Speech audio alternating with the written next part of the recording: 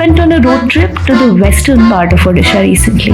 Trust me when I say that it is somewhat similar but at the same time very, very different from the rest of Odisha.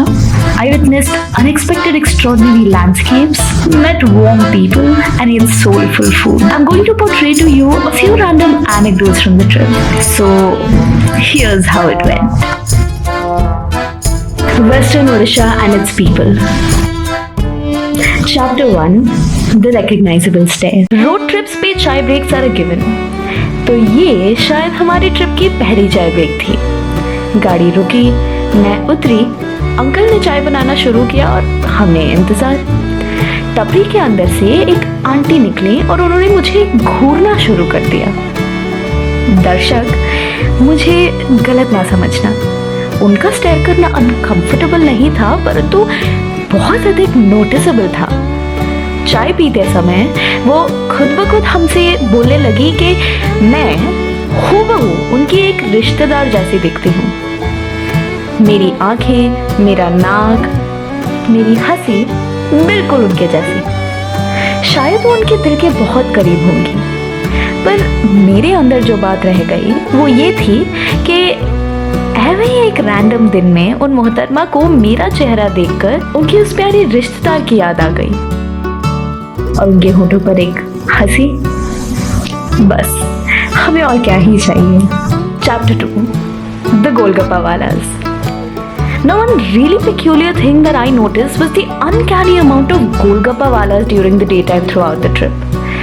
I am habituated to see Golgappa Wallas mostly during the evenings, but as soon as we were on the western side, I saw an array of these Golgappa Wallas at noons. You know, during 12, 1 p.m., 3 p.m. and I noticed people really enjoying Golgappas at lunch hours. This caught my attention and I loved the divergent, contrasting way of, Golgappa selling. Chapter 3. The Superwoman. Just near where I lived a woman whose story startled me. The minute we met, I felt her urge to share her story and show her little home to me. She grabbed my hand and just took me in. She talked about her disheartening past, her family, how she ended up here, and about her life alone at this place. Also, she is such an enthusiastic businesswoman. She talked about her weekly sales and the amazing profits she gains.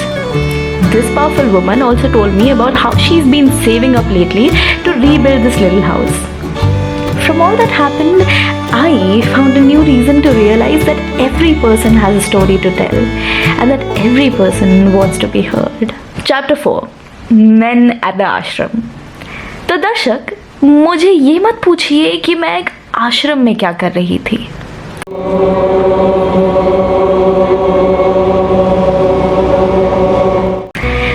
बल्कि ये देखिए कि कैसे एक बिन बुलाए मेहमान को, जो हूँ मैं, इस इंटेलेक्चुअल डिस्कशन को डॉक्यूमेंट करने का मौका मिला। वैसे सच्चाई तो ये है कि इन लोगों को बात करते देख मैं अपने आप को रोक ही नहीं पाई। मुझे भी सुनना था and I was welcomed of course. They were talking, जितना मुझे समझ में आया, about the principles of life and about how this fast-paced world lacks values.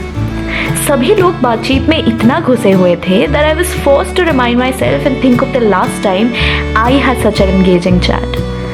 आजकल हम लोग ठीक से बातें ही नहीं करते।